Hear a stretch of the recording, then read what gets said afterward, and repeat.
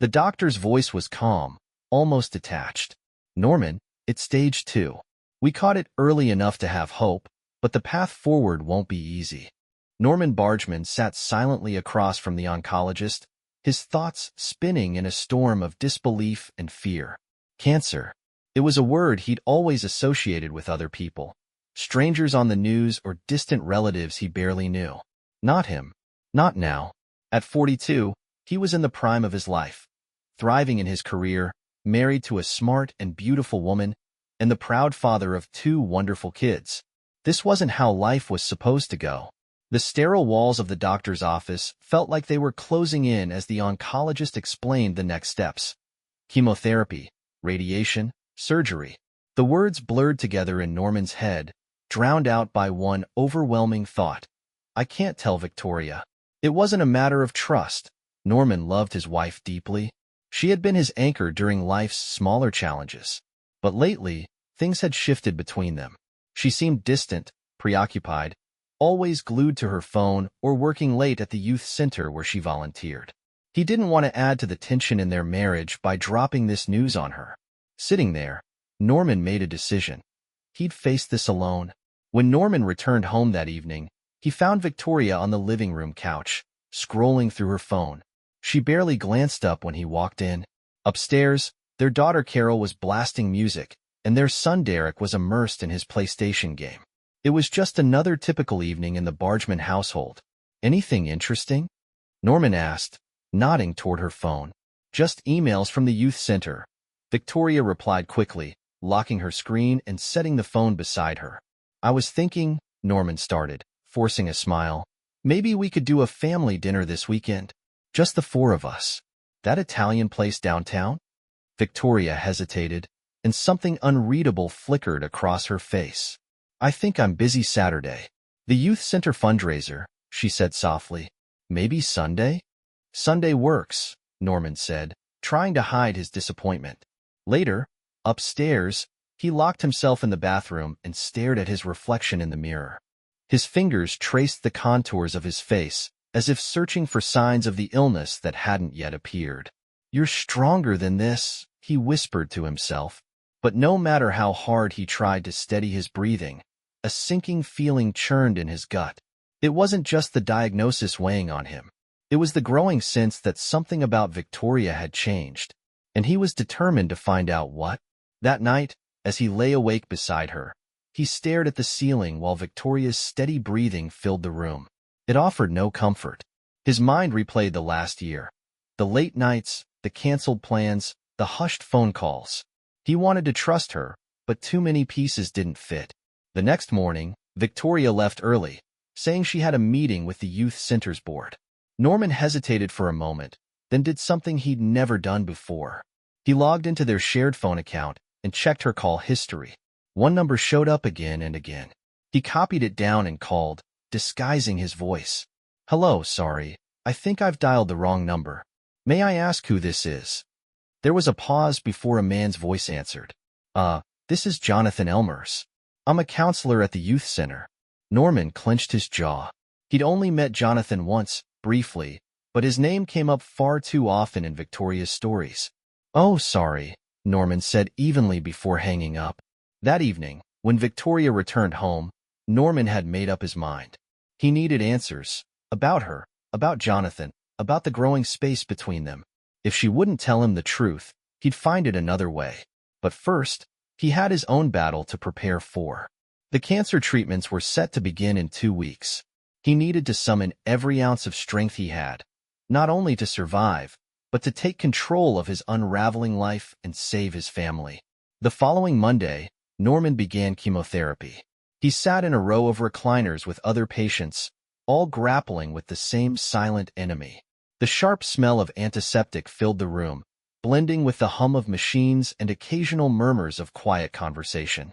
Norman tried to focus on his laptop, sketching out designs for a project at work. But no matter how hard he tried, his thoughts kept wandering. The exhaustion hit Norman faster than he'd expected.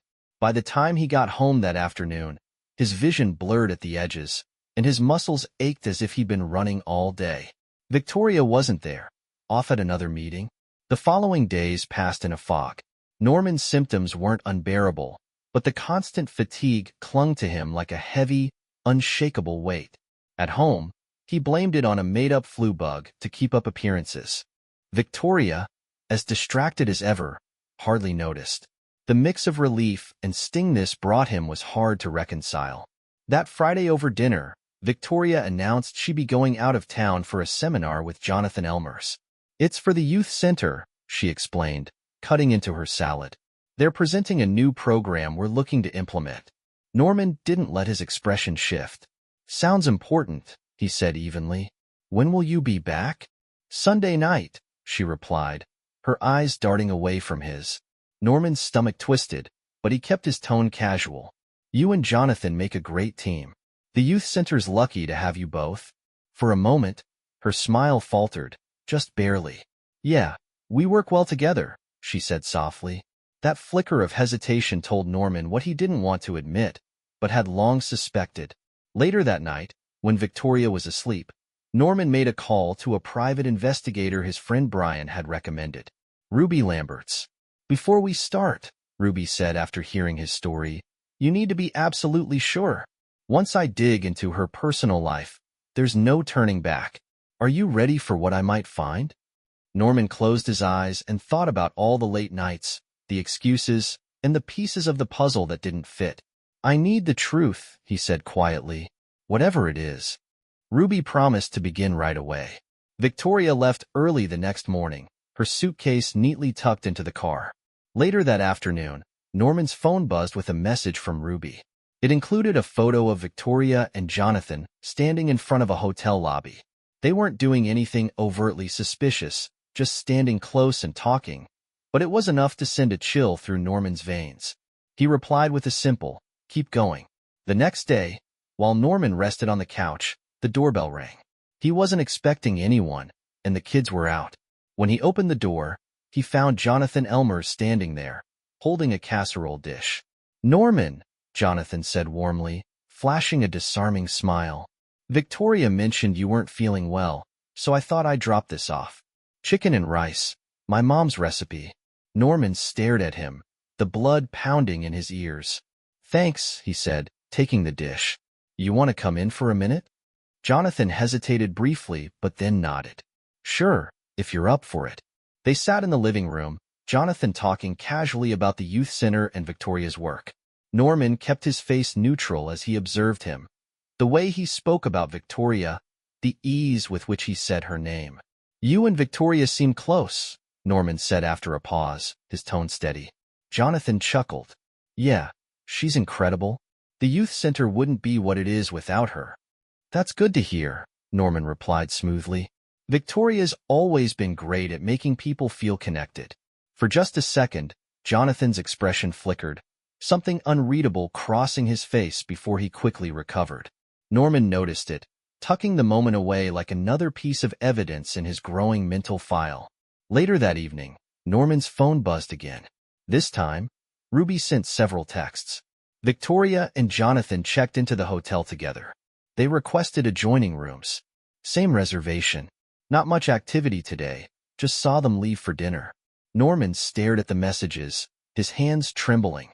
He closed his eyes, inhaling deeply to steady himself. Losing his temper wouldn't solve anything.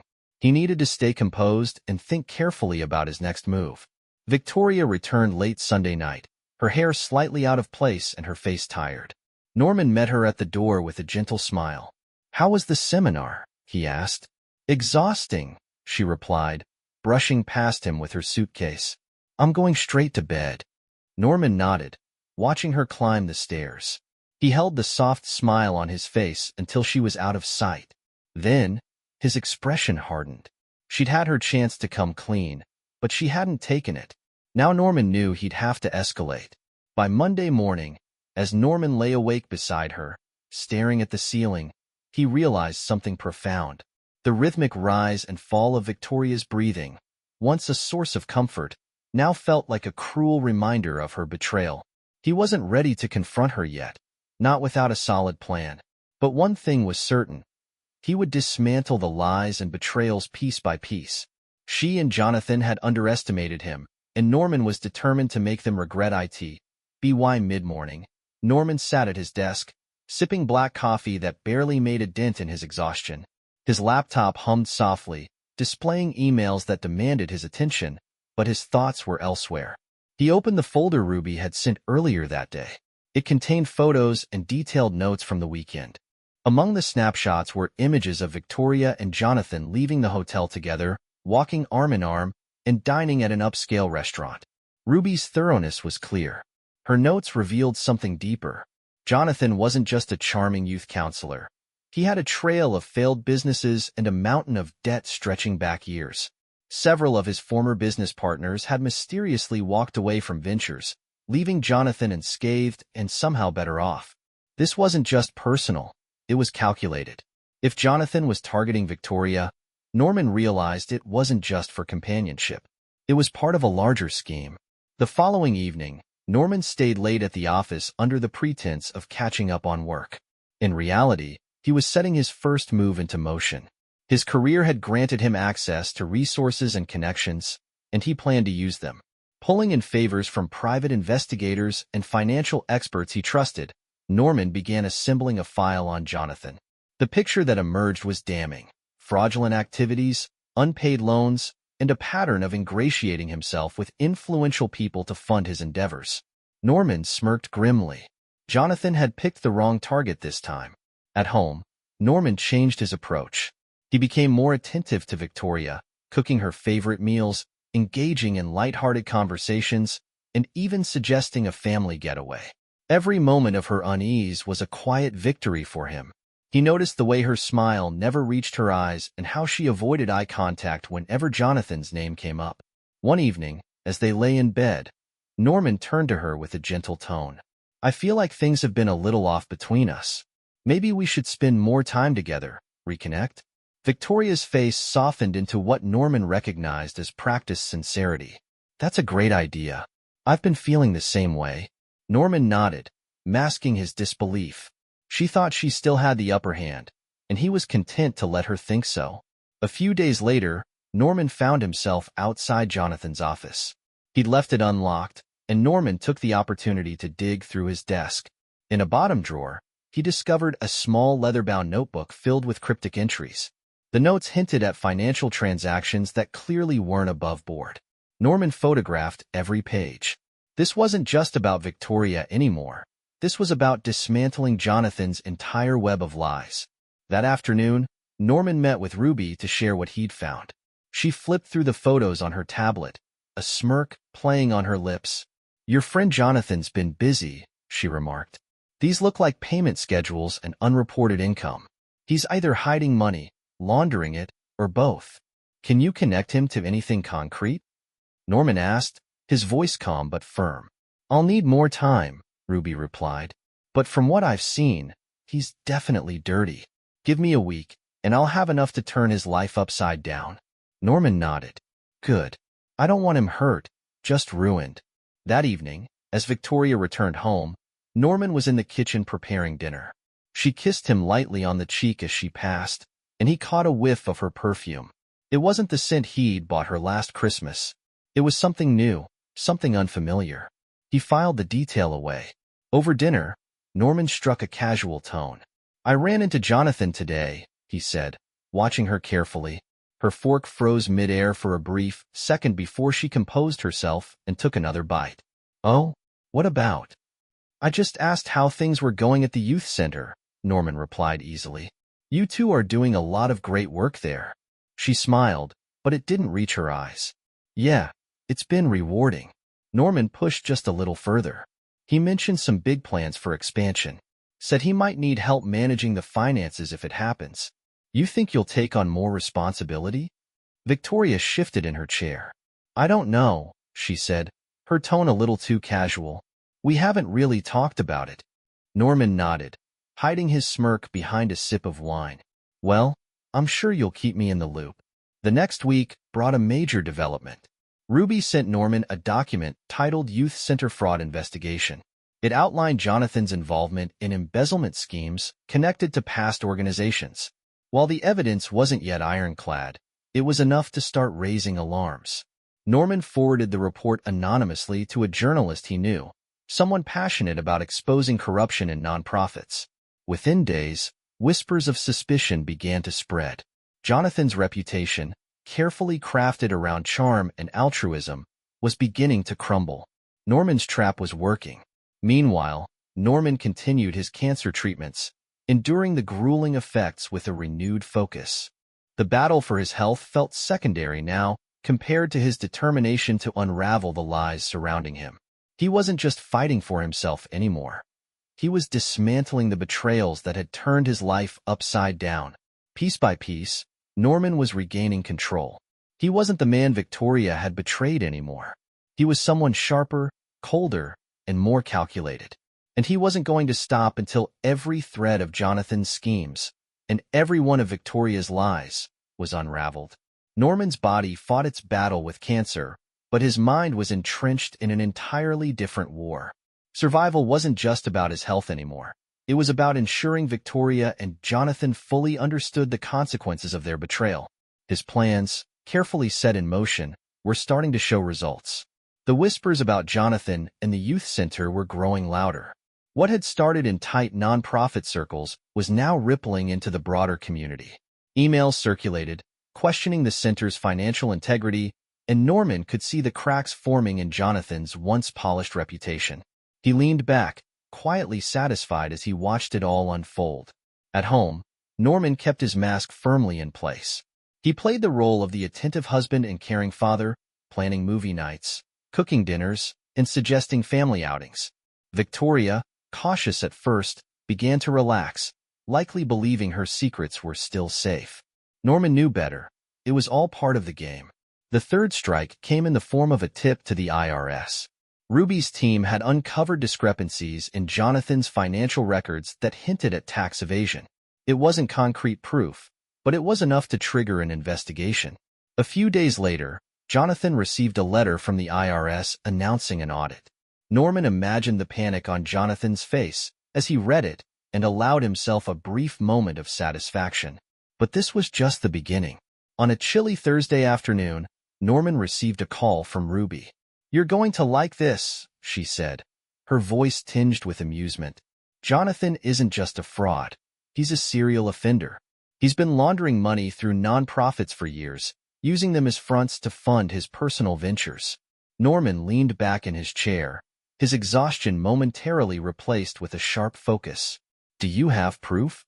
"Enough to start an investigation," Ruby replied. Then she hesitated. "But there's more. Your wife has been financially supporting him. Regular contributions to his projects." Norman's jaw tightened. "How much?" he asked, his voice low. "About $20,000 over the past 6 months. It's not a massive amount, but enough to show she's more involved than you thought." Norman clenched his fists. That money had come from their shared account, the account he'd worked so hard to build. His blood boiled, but he forced himself to remain calm. "What's our next move?" Ruby paused. "Do you want to go public now? Or keep it as leverage?" "Not yet," Norman said after a moment of thought. "I want her to feel the walls closing in. She needs to come to me first. I want her to squirm." That weekend, Norman suggested a family trip to the botanical gardens. Carol and Derek were hesitant at first, but eventually agreed. Victoria came along too, but she was distant and distracted, constantly checking her phone. As they stood near a bed of orchids, Norman leaned in close. "You've been glued to your phone lately," he remarked casually. She hesitated, then slipped it into her pocket. "Just work stuff," she said, "trying to stay on top of things." Norman nodded. "You've been so dedicated to that youth center. It's impressive." Her eyes darted to his, searching for a hint of suspicion. Finding none, she smiled weakly. "It's rewarding, you know?" "I'm sure it is," he said, his voice calm but dripping with unspoken venom. "You're making a real difference." The words landed with precision, leaving her visibly unsettled. The fourth blow came on Monday morning. Norman anonymously sent the documents Ruby had gathered to a local news outlet investigating the youth center. Alongside the records of fraud and financial discrepancies, he included screenshots of Victoria's contributions. He wanted Jonathan exposed. and he wanted Victoria to see the fallout of her choices. By Wednesday, the youth center was making headlines. News anchors discussed allegations of fraud and corruption, questioning how a trusted organization could be tied to such a scandal. Jonathan's face appeared on the screen, his usual confident smile replaced with thinly veiled panic. Norman watched the coverage from his office, a grim smile tugging at the corners of his mouth. The first domino had fallen. That evening, Victoria was visibly shaken. She paced the kitchen, her phone clutched tightly in her hand. Norman leaned against the doorway, pretending to sip his tea. "Rough day?" he asked casually. She froze for a moment, then turned to him with a forced smile. "Just a lot going on at the youth center." "I saw the news," he said, feigning surprise. "Crazy, right? Jonathan. Who would have thought?" Her face went pale. "Yeah, it's shocking." "You didn't see this coming?" he asked lightly. "No," she stammered, avoiding his gaze. "Not at all." Norman nodded thoughtfully. "Well, if anyone can help clean up that mess, it's you. You've always been so good at fixing things." Her hand trembled slightly as she set her phone on the counter. I think I need some air," she said, her voice unsteady. Norman watched her leave, his expression unreadable. She was unraveling, and he knew it. The walls were closing in, and he was just getting started. Norman watched Victoria as she stood before him, her face pale and her hands trembling as they gripped the piece of paper.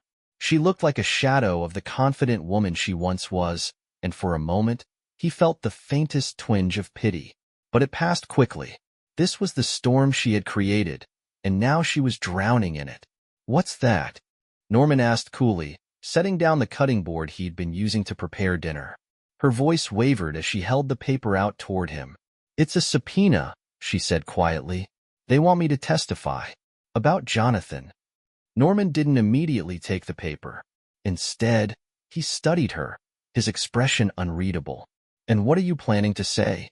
Victoria faltered, her lip trembling. I don't know. I didn't do anything wrong, Norman. I swear." His jaw tightened as he finally took the paper from her hand and skimmed it. "Didn't do anything wrong?" he repeated, his tone sharp enough to make her flinch.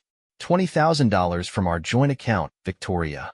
Meetings, dinners, trips with Jonathan. Do you honestly think that looks innocent to anyone?" Tears welled up in her eyes, spilling over as she sank into the nearest chair.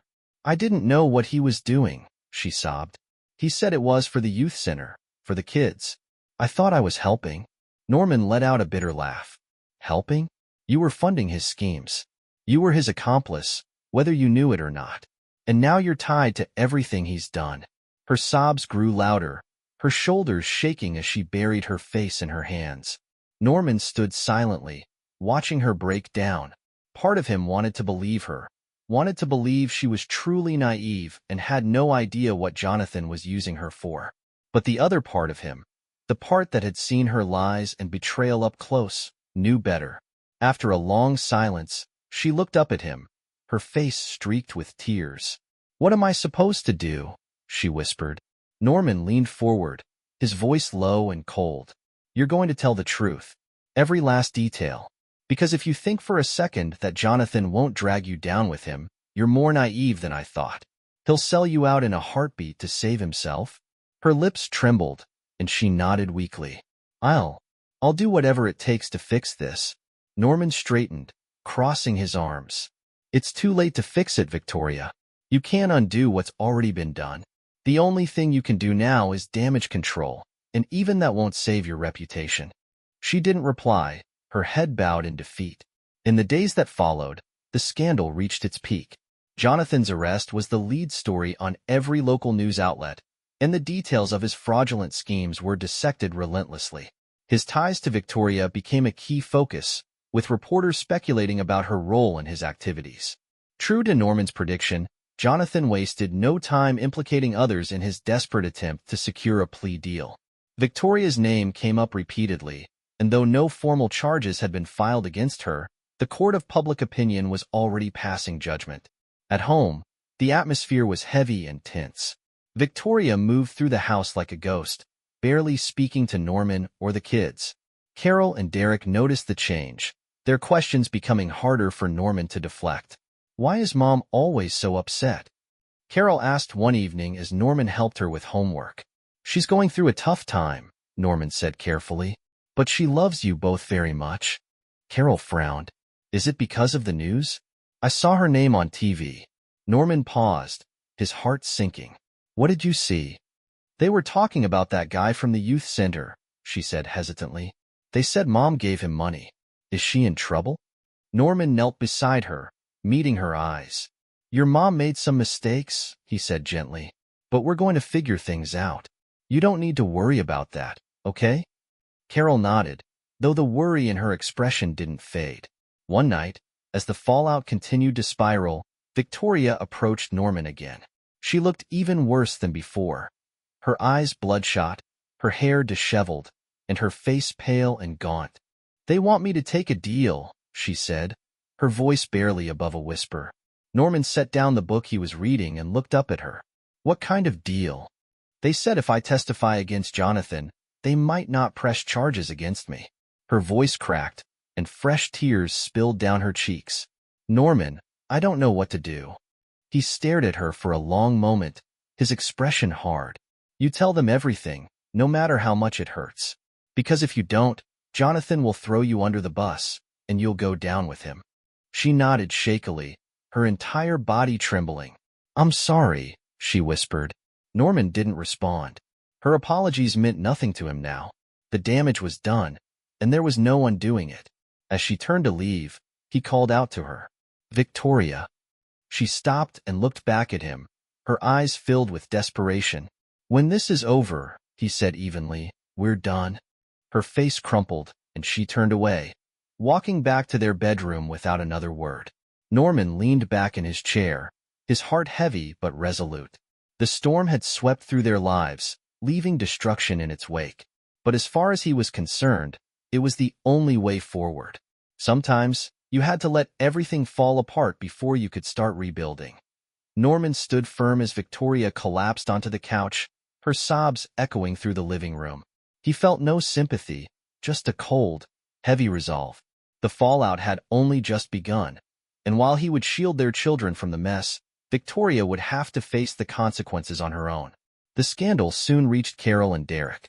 At school, Carol overheard her classmates whispering about her mother's involvement with Jonathan, and Derek fielded uncomfortable questions about their family. Norman stepped in immediately, picking them up early from school and keeping them busy at home. He was determined to protect them, even as Victoria withdrew further into herself, spending most of her time locked in their bedroom. One evening, Norman's phone buzzed with a call from Ruby. Her tone was triumphant. It's done, she said. Jonathan's plea deal is public. He admitted to funneling money through the youth center and manipulating his relationships to cover it up. Your wife's name came up, but the evidence is thin. If she plays it right, she might avoid charges. Norman sighed, his voice flat. That's not my concern anymore. What about the kids? Ruby asked after a pause. They'll be fine, Norman replied firmly. I'll make sure of it. Ruby hesitated before asking, and you? Are you fine? Norman stared at the floor, the weight of everything pressing down on him. I'm still here, he said finally. That's enough for now. Victoria's testimony was short but grueling. The courtroom was packed with reporters and onlookers eager to see how deeply she was implicated in Jonathan's crimes. Norman sat in the back, his face expressionless as she answered the prosecutor's questions. When it was over, Victoria approached him, her steps hesitant. Can we talk? She asked, her voice shaky. About what? Norman replied, his tone void of emotion. About us. About where we go from here, she said softly. There is no us, Norman said after a long pause. Not anymore. Victoria's face crumpled, but Norman didn't wait for her to respond. He left the courtroom without looking back. In the months that followed, Norman completed his cancer treatments. His body was weak, but he was recovering. He threw himself into his work and his role as a father, rebuilding his life piece by piece. Victoria moved out of their home, renting a small apartment across town. She visited the kids regularly, but her relationship with Norman remained distant and strained. He didn't hate her anymore, but forgiveness wasn't something he could offer. A week later, Norman met with his lawyer, Laura Haley, a sharp and efficient woman. "Your financials are clean," Laura told him briskly. Victoria's contributions to Jonathan's schemes didn't touch the kids' college funds or any restricted accounts, which is good news. "But we need to talk about custody. Have you thought about what you want?" Norman leaned back in his chair, his expression thoughtful. "I want what's best for Carol and Derek. They need stability." Laura nodded. "Do you believe Victoria can provide that?" Norman hesitated before answering. "I think she loves them, but she's lost right now. I don't think she can give them what they need." "Then we'll push for primary custody," Laura said. "But be prepared. She may contest it." Norman's jaw tightened. "I'll fight if I have to." To Norman's surprise, Carol and Derek adapted to the changes quicker than he expected. Carol poured herself into her artwork, spending hours in her room sketching and painting. One afternoon, she showed Norman a watercolor she'd been working on. "It's how we used to be," she said softly. Norman's chest ached as he looked at the painting. It showed their family sitting in the backyard, smiling and carefree. "It's beautiful, sweetheart," he said, pulling her into a tight hug. Derek, meanwhile, found solace in sports. He stayed after school for soccer practice, and Norman made sure to attend every game. Watching his son run across the field, Norman felt a flicker of pride. Despite everything, the kids were finding their way. When the custody hearing finally arrived, Norman was ready. He sat in the courtroom with Laura by his side, watching as Victoria took the stand. She spoke openly about her mistakes, admitting her poor judgment and vowing to be a better mother. Norman's testimony was straightforward, focusing on his commitment to providing stability and his concerns about Victoria's recent behavior.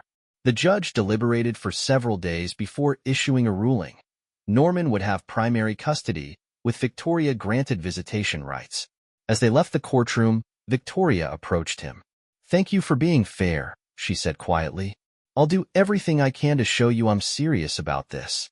Norman nodded, his voice calm but firm. "For the kids' sake, I hope you do." With the custody arrangements settled, Norman turned his attention to his own healing. He joined a support group for cancer survivors, finding comfort in the shared stories of resilience and hope. At work, he threw himself into a new project, designing a community center that would provide after-school programs for kids. For the first time in a long while, Norman felt a sense of peace. His body was healing, his children were thriving, and his life, though irrevocably changed, was moving forward. He didn't know what the future would hold, but he was ready to face it. One step at a time, Norman was rebuilding, stronger, wiser, and ready for whatever came next.